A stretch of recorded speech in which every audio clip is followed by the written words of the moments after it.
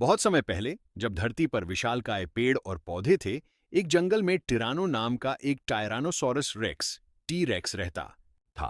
टिरानो अपने आकार और जोरदार दहाड़ के लिए मशहूर था, लेकिन वह बाकियों से थोड़ा अलग था। उसे झगड़ा करना पसंद नहीं था। इसके बजाय उसे नई चीजें जानने में मजा आता था। एक रात आसमान में तेज बारिश हो रही थी और बिजली चमक रही थी।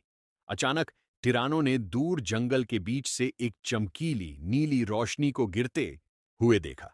ये रोशनी इतनी तेज थी कि उसने पूरे जंगल को कुछ पल के लिए रोशन कर दिया। टिरानो की उत्सुकता जाग उठी। अगली सुबह वह उस जगह की तलाश में निकला जहां रोशनी गिरी थी।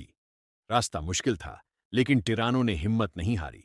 चलते चलते वह एक घनी झाड़ी के पास पहुंचा।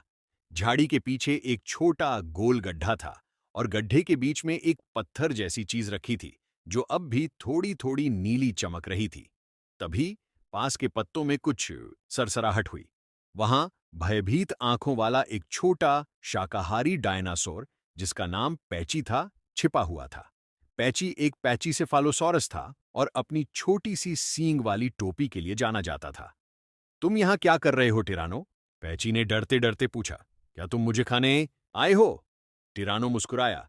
नहीं, पैची, मैं कल रात वाली उस नीली रोशनी को देखने आया हूं। क्या तुमने देखा कि वह कहां गिरी? पैची ने थोड़ा साहस जुटाया और उस चमकते पत्थर की ओर इशारा किया। वह पत्थर वहां कल रात आसमान से गिरा था। मैंने कभी ऐसी चीज नहीं देखी। टिरानो उस पत्थर के पास गया। जैसे ही उसने उसे छुआ, पत्थर की चमक तेज हो गई और पत्थर के अंदर से एक छोटी सी आवाज आई, जो किसी गीत जैसी लग रही थी। टिरानो और पैची को एहसास हुआ कि यह पत्थर कोई जादुई या रहस्यमयी चीज है। उन्होंने फैसला किया कि वे इसे छिपाकर रखेंगे, ताकि जंगल के दूसरे लड़ाकू डायनासोर इसका गलत इस्तेमाल न कर सकें।